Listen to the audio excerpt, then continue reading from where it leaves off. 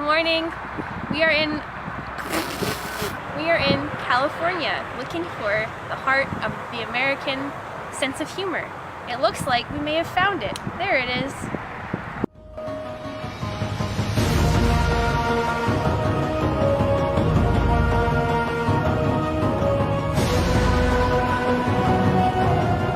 In 2018, this dude named John Gilmore wrote a book called Satire, the New Idiom, and he articulates himself much better than I could, so I'll be drawing from him pretty heavily for the next little bit. He touches on a lot of the difficulties that the genre poses to people who make satire or consume satirical works. He argues that satire is only effective if it's perceived by the audience to be that way, and even when we may be willing to accept that certain things are satire, we can run into some trouble when we try to figure out what those different things have in common. What is the chairness of satire? What is satire in the realm of forms? Even when satire is obviously satire, like with Borat, Gilmore points out that it's not unreasonable to be concerned that some people might not get the joke, but still find the thing funny as they take it literally. Oh my god, it's so funny because foreigners, funky foreigners, they're so goofy, it's hilarious! Gilmore argues that satirists aim to persuade their audience to look at their target in a particular way, and as such, satire can be seen at times as socially conservative, and when it is, it's usually functioning to mock those who are thought to be getting above themselves. So satire is a tricky thing. It's a potent vehicle for communicating certain ideas because you can bring to light some criticism of a thing while keeping the conversation fairly lighthearted, but understanding the satirist's intended message can be challenging, owing in part to its elusive definition. Actually, because satire is inherently critical, I'd argue that it's one of the most political artistic mediums at our disposal. The satirist faces the added problem of ensuring they aren't reiterating precisely the thing that they're aiming to critique. Borat as a film is obviously meant to make a mockery of racists. But if some hypothetical person out there doesn't think the people being exposed are racist, then we're stuck with a situation where we're now having to consider the ways that Borat as a satire is doing the exact thing that it's aiming to break down. On my Facebook feed, ooh, this is gonna be spicy, isn't it? A satirical political commentator named Jonathan Pye has shown up exactly twice. On one hand, my leftist friend who's always sharing content about harm reduction and confronting racism and saving cats found something to her taste in Jonathan Pye's video. On the other, this dude who made his own satirical short film about a literal secret cabal of feminists plotting to ruin Star Wars, no, I'm not exaggerating or joking, also found something to his taste in Jonathan Pye. How can two people with such disparate views on politics unite under the work of one political commentator? Lindsay Ellis has a really great video about Mel Brooks' approach to satire in his films, and in reference to an episode of the Revisionist History podcast, she points out that people who hold beliefs that are antithetical to one another can still be drawn to the same satirist, but they only take the work as intended if their beliefs are already aligned with that of the satirist. So when Jonathan Pye, made and played by Tom Walker, by the way, appeals to two totally different political perspectives, what's happening is something that a satirist should anticipate. People are taking the satirist's work in and receiving their perspective in accordance with their own personal biases. And while individual artists can't be expected to account for every possible way that their text can be misinterpreted, I draw the line at instances where someone has deliberately and explicitly lied, or where, out of negligence, they validated a lot of people's biases by spreading false information, and then proceeded to excuse themselves because they did a satire, and satire grants us the Forest Guardian's pardon. I mean, if you were aware that people could misunderstand you, you'd probably do whatever you could to mitigate that risk by carefully researching the things you say before you say them, and making sure that you're not making any sort of erroneous claims, or making shit up and convincing people that it's true. There's also an idea that people might not understand it's satire, and therefore I need to take responsibility for that. Well, you know, when people sort of say, well, maybe people don't think it's satire, it's like, I'm not going to write my work for stupid people. You know, I'm sorry, if you don't know it's satire, I can't help you. A lot of other people kind of often say, you know, it's not quite clear that what you're doing is satire. Well, I'm not going to write it for stupid people. If you can't see that it's a character. It's especially convenient for Tom Walker if he can write his audience off as idiots every time they receive his work in a way that he doesn't really approve of. Because in this particular video, Pye Walker spreads a lot of misinformation For example, Walker starts off his whole tirade by referencing a motion within a division of the American Library Association to rename a Children's Literature Award.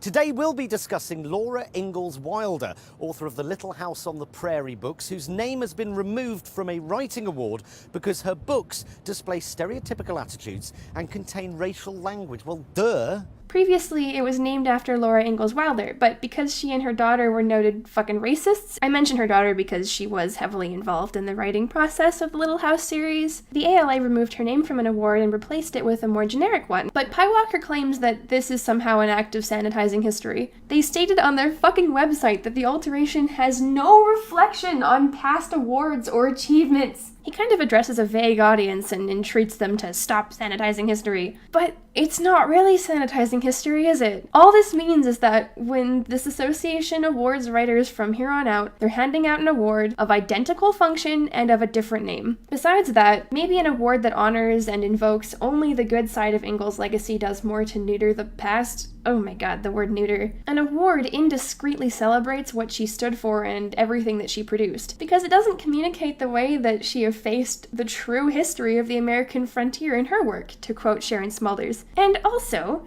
isn't this freedom of speech? You've been dunked on, boob. Let's investigate the claim that the Little House series is only displaying racism, where we cut to a literary segment where I sound like I've been trapped in a yogurt tube for 10 years. Near the beginning of the video, Pi makes a comparison between the Little House series and other American books like Huckleberry Finn and To Kill a Mockingbird. This is actually a pretty popular comparison. I think it's because Huckleberry Finn and To Kill a Mockingbird are the only American books people can really think of that have the N-word in them. Huck Finn is actually really a pertinent and appropriate example for this specific video because it's a satire, first and foremost. So I know my reading list is going to be super unruly for this video, but I'll recommend another book by a guy called Gerrard just in case you're interested in literary theory or literary studies at all. He wrote a book on something called a paratext. He calls paratexts the threshold to the text, and they're essentially things that can precede or follow the text itself and can prepare the reader to sort of digest the content that they're about to read. One of the paratexts in Huck Finn is priceless, and it goes like this. Persons attempting to find a motive in this narrative will be prosecuted. Persons attempting to find a moral in it will be banished. Persons attempting to find a plot in it will be shot. By order of the author, per GG Chief of Ordnance. Mark Twain is, in that instance, preparing us to view the content of his book skeptically. He is asking us to find a moral in it by telling us that he'll shoot us if we try to find a moral in it. To Kill a Mockingbird obviously wasn't satire, but it is meant to function as a commentary on race and racism within American culture. The latter two were meant to critique and comment on race and racism within America. They were supposed to be conversation starters. They're focusing on those subjects. Like, the Little House books aren't just neutrally displaying racism. I don't even know if it's a thing that you can do. The books themselves are kind of an exercise in, like, unbridled sentimentalism. And this would be like whatever, except for the fact that Ingalls never takes a moment to step back and direct the reader's attention to how racist everybody's being.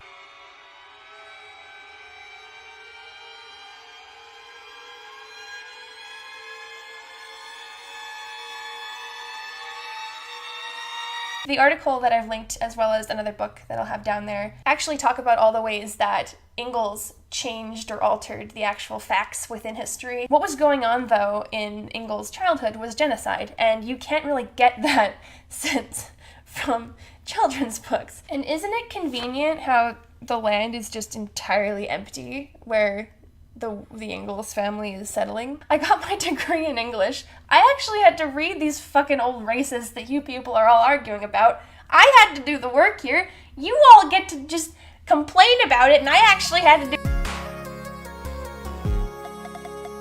At another point, Walker takes issue with the fact that people complained about the movie Dunkirk not having enough women or people of color in it. It's set in the English Channel during World War II. But Pi Walker doesn't seem to be aware that there actually were people of color in the fucking Dunkirk battle. I'll keep this segment short since Lord knows Tom Walker didn't put much time into his own, but I'll have a list of articles down below that you can refer to if you want to know more about black folks living in France and England during World War II and a little bit before. Firstly, because these these countries were colonial powers, they often brought over soldiers from their colonies to be deployed on the front, and a lot of those soldiers were not white people. France deployed troops from its colonies in Senegal and Morocco in Dunkirk. The African Division, or Division Africaine, I don't speak French, I'm sorry. Here's the neat thing though. Decades before World War II, Paris was a cultural hub for Black Americans. The Harlem Renaissance brought with it a bunch of artists and intellectuals from the Black community who were like, fuck this shit and fuck Jim Crow, I'm going to Paris. And there you go,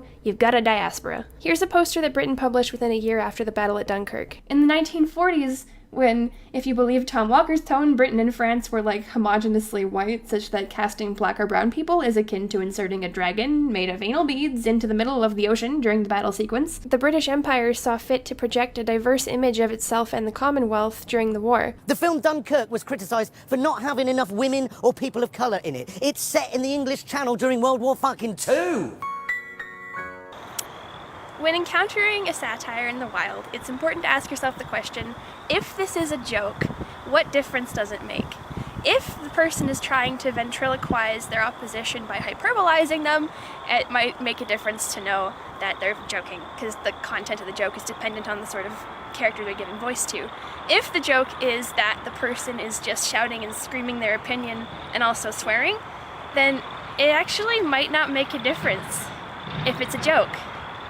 My generation, right, we've never really had to fight for much. Gay rights certainly has come a long way in my lifetime, but I mean, we never had to fight for the vote. We never had to fight in a fucking war. You know, my grandmother watched the Battle of Britain taking place above her house. I think he means that the UK hasn't had to fight a war on home soil since World War II, but Pi Walker phrases this as if what went down in Afghanistan didn't go down in Afghanistan. The Pride fucking sponsored Costa Coffee. Who does this help?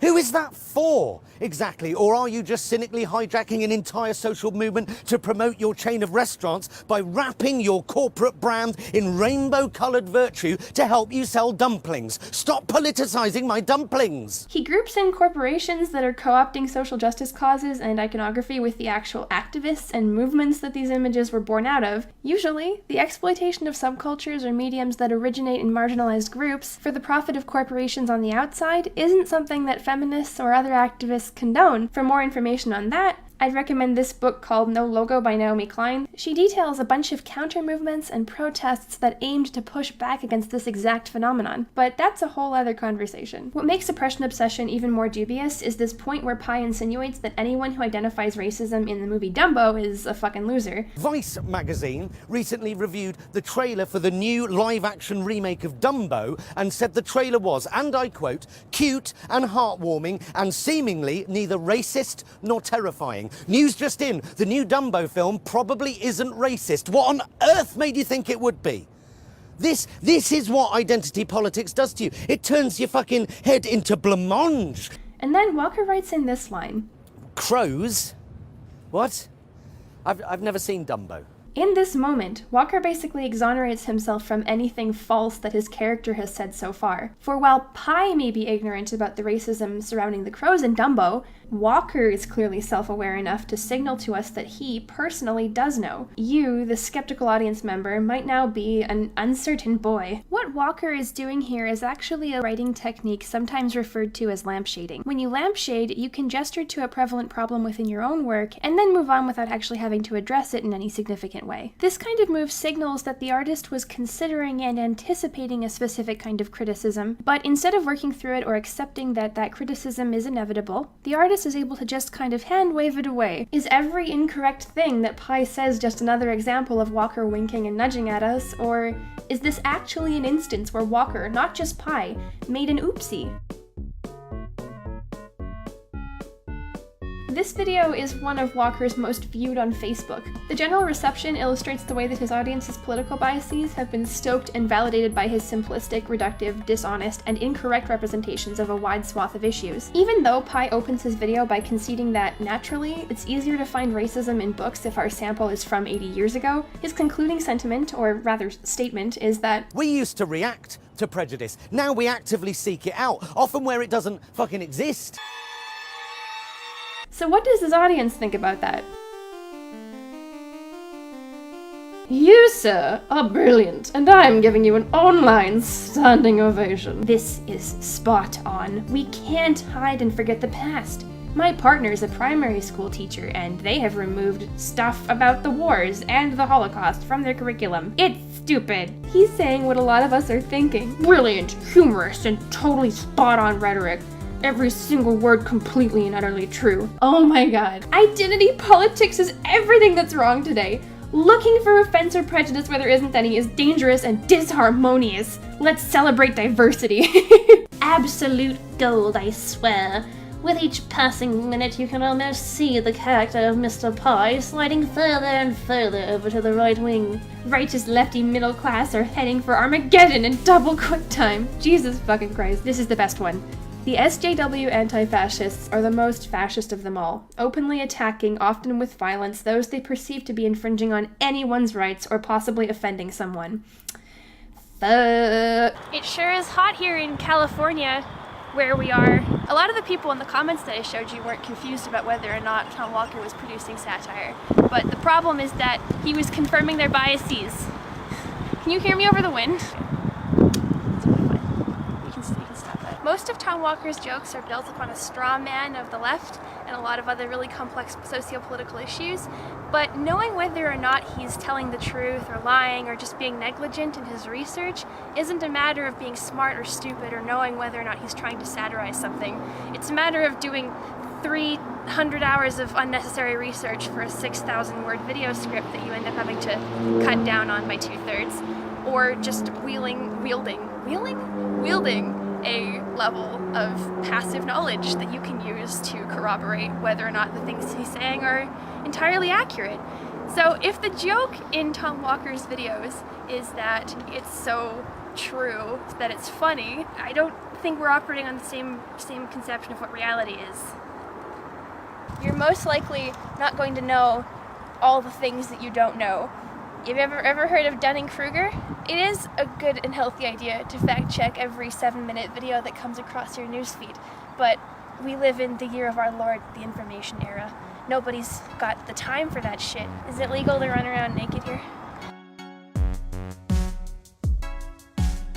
You can see this phenomenon elsewhere on the internet too, particularly in the videos of CinemaSins. Sir Bob of Vids demonstrates in his videos about CinemaSins why their form of satire is trash. He points out that CinemaSins Jeremy blends in his own opinion with those of the supposedly satirical, nitpicky asshole narrator character that he plays in the videos that they make. What's more, Jeremy mixes valid criticisms together with what he claims are intentional, self-aware error jokes. The problem for the viewer here is that it's virtually impossible to distinguish the criticism of the film based on facts from the satirical criticisms that address things CinemaSins made up. CinemaSins fails as satire and consequently contributes to an unhealthy discourse around cinema. It's unclear what's being satirized, and the channel deploys the word satire as a defense against criticism and to exonerate themselves from taking responsibility for misrepresenting a film or doing it an injustice. The problem with CinemaSins is that the label of satire belies untruths in their videos and thereby misleads the audience. What's more, CinemaSins seem to categorize their work as satire to diminish or excuse the impact their laziness has on their work and the work of other people. CinemaSins and Tom Walker aren't dissimilar. I'd argue, though, that while both are lazy and their work lacks merit, Walker is more caustic to the discourse because he presents an air of neutrality while also misrepresenting the issues and/or the left generally. Let's go back to Huck Finn. The use of the N-word in the novel is often thought to be ironic. The word was never value neutral, so when Huck uses it against Jim in spite of their newfound friendship, Jim's thoughtfulness, and all the times that Jim stuck his neck out for Huck, it reflects poorly on Huck to say it. Despite our knowledge that the novel is satirical, that the narrative is absurd, and that Twain's use of the N-word is popularly read as commentary on racism in white America, we can still offer some really valid criticisms against Twain and his novel. The N-word also isn't the best transgressive device that a white author could be using to emphasize the hypocrisies and failings of racist white folks. What I'm trying to emphasize here is that you can know exactly what you're doing, and your execution will still have flaws that people can criticize fairly and legitimately. I've talked about authorship on this channel before, and if you're interested, you should go check that video out. Also, gosh, weren't those the days? Things were a lot easier back then. And I tend to fall into the realm of critical theory learning people who hold that the author doesn't have final say over how the text is interpreted. But that doesn't mean that they can wash their hands of the text at the end of the day. It's impossible to divorce divorce the text from its context, and the author is all a part of that. Knowing about the author and their environment can help us understand subtextual meaning, or simply the themes that a work of art is trying to drive at. So let's get to know Tom Walker a little better.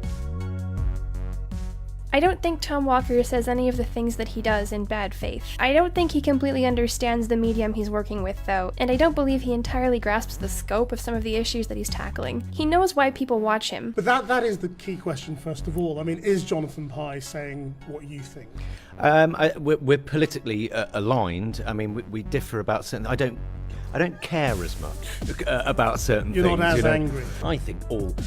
that Pye's success is down to one, he vents spleen at Trump and the Tories, and people go, yeah, that's what I think. Oh, but I've articulated it with more swear words. But he doesn't seem to understand why he does what he does. He explicitly states in one of these interviews that he started making videos to push back against the media's dismissive attitude towards Jeremy Corbyn. But that is an agenda, isn't it? I mean, your agenda is to correct what you think is a wrongful portrayal of the truth. I guess so, but also it's not an agenda, it's an interesting satirical take. Yeah. There is clearly then a serious purpose to what you're doing. I mean, it is fun and it's comedy, but it's not you're essentially a serious operator, aren't you? I consider it every week a piece of work. It's a piece of writing, it's a piece of analysis, or a piece of comedy, or a piece of satire. I think if what do you think its purpose is? Satire or what I do? What you do? What's its purpose? For me personally, it's a career. When I'm doing my live show and I see old people laughing along with young 15, 16-year-olds, maybe its purpose is it's getting some really young people to really think about politics. This is the politicisation of art, which of course is the end of fucking art. I mean, that coming from a political comedian, but whatever. Maybe you see now why Walker's jokes are predicated on false assertions about the world. A lack of forethought about his intentions bleeds into his messaging and his execution. Let me explain a little further. There were numerous points in his interview with Owen Jones where he conceded that, yes, there is a discrepancy in women's pay compared to men's, there is racial and gendered inequality in the world, but those moments contrast with a whole body of work where he vehemently denies those things. And there are even other points where he admits to not knowing how to respond to some pretty basic questions that Owen Jones throws at him. Free speech, define it. What is free speech? Well, the freedom to articulate your opinion. If that opinion offends, who gives a shit?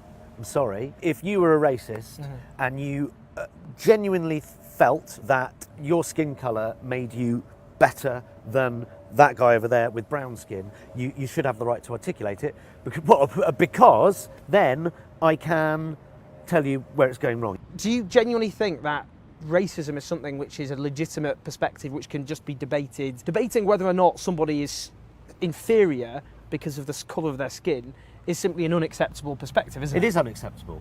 But to shut someone down because of...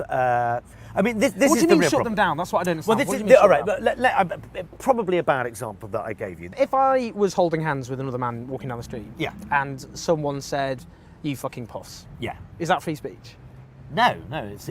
But why not? Why isn't that free speech? It seems like you're saying that these are just words and freedom of speech is sacred and you're an absolutist, but then you have accepted there are very clear limits to freedom of speech, that somebody doesn't have the right to say about two gay men that they're, fucking queers. Would you have supported that over interracial marriage? If it was... Jesus, that's a really good question, isn't it? What, a referendum on? Yeah.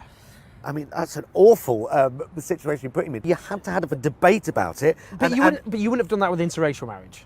You've stumped me on that because I just can't. Again, maybe I'm just too naive. I can't imagine not allowing that. Do you know what I mean? To me, it's. Walker insists that because he's a member of Labour and he is a socialist, he's a leftist, and what he's doing is holding a mirror up to his own side and offering constructive criticism. But Walker also thinks that socialism isn't about the working class anymore. Like socialists are only concerned with gender and race and sexuality and identity politics, as if these things are divorced from class. I think it's telling that as more socialists come to recognize that residing at the intersections of multiple marginalized identities can tend to make you experience economic inequality more acutely, like the ways that gender and sexuality and race can be determinants of class. Walker has started to focus more on the ways that he feels random dudes' freedoms to say slurs are being imposed upon by the state. That's really what socialism's all about, I feel like, right? And I am a liberal, and I think I'm a good person, and I'm willing to listen to other people's points of view.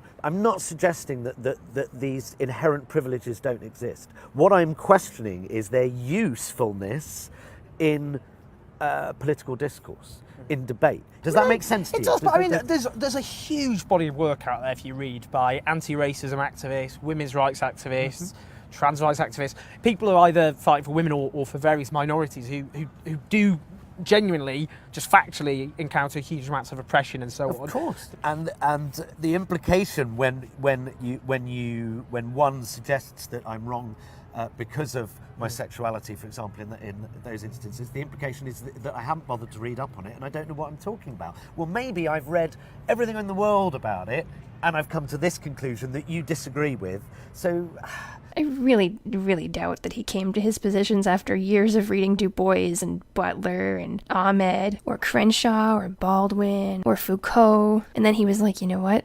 These guys just don't understand. You can't just call everything racist. I suspect that he derives most of his opinions from what he finds online, particularly Twitter and online media outlets. I think this is why he also changes his mind so quickly when interviewers press him. He usually argues purely from emotion, and when he's forced to provide evidence for his beliefs, the connection between these large flaws in the monolith of leftism and the evidence that he actually has is tenuous at best. I'm not showing you these clips to make you think that Tom Walker is a stupid man, but when we try to understand his work as satire, and shift focus to the man who claims to be a leftist holding a mirror up to his own side, what we find in the totality of Walker's portfolio and his commentary on it doesn't show a man who understands the big picture. He's clearly aware that inequality is a thing and that we have to deal with it. He understands that nuance and strongly evidenced positions are necessary for moving things along in a highly bureaucratized system. But I want to illustrate that Walker doesn't seem to have a robust understanding of his own positions. He concedes to Owen Jones that slurs aren't an expression of free speech, but here we have a video saying that,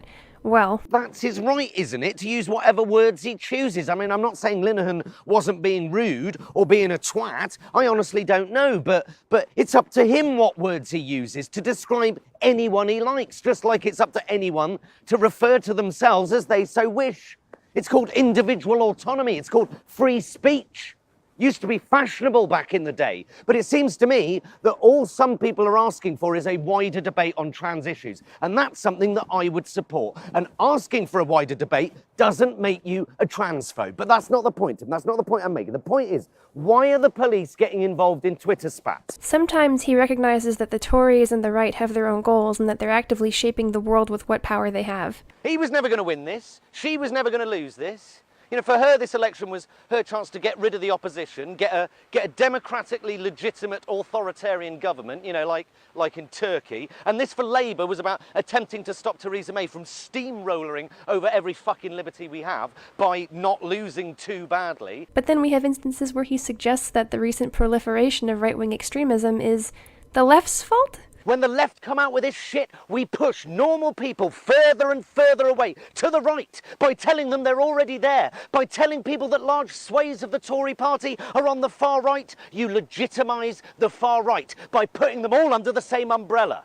It's incredibly dangerous. At another point, he insists that we need to talk about religion. Not Muslims, no, but we should talk about religion. This man doesn't represent the Muslim community. Of course he doesn't, but isn't it time to stop pretending that this has nothing to do with religion? But does he inject this sort of rationality and reason into the discourse around Christchurch? Nope, 1 retweet. Cool. What you'll notice in Tom Walker's work is a fixation with what people say on Twitter. I see people who define themselves as anti-fascist on their Twitter profiles. Who isn't? And headlines, nothing else. As if the state of these things is indicative of wider leftist movements. Now, let me be serious here for a second, even though the video is already too long. I'm not accusing Tom Walker of radicalizing his audience. And I also think that his medium doesn't exonerate him from conducting his business irresponsibly. Tom Walker does a disservice to the left not because he has criticisms of it, but because he does not understand leftist ideologies, and then proceeds to validate his audience's prejudices. What I am calling for in this video is for this artist to know himself and his targets better before he takes his shots. I've tried to conclude this video like 1,000 times.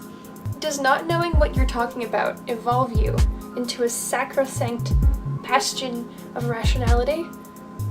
Does joking about things that you're ignorant about render you a transcendental comedian who can wave off all criticism with the mantra that it's just a joke? Tom Walker claims to be holding a mirror up to the left and consequently blames even the failings of the right on the left. Why doesn't Tom apply the same argument to the right in regards to the increased support for specific left-wing groups? If you're going to use a medium that's basically built to make substantive commentary, is your work made funnier when you demonstrate that you don't know what the fuck the medium's for or even why you do what you do? Is Tom Walker a bad guy? That's the end. Comment, rate, and subscribe.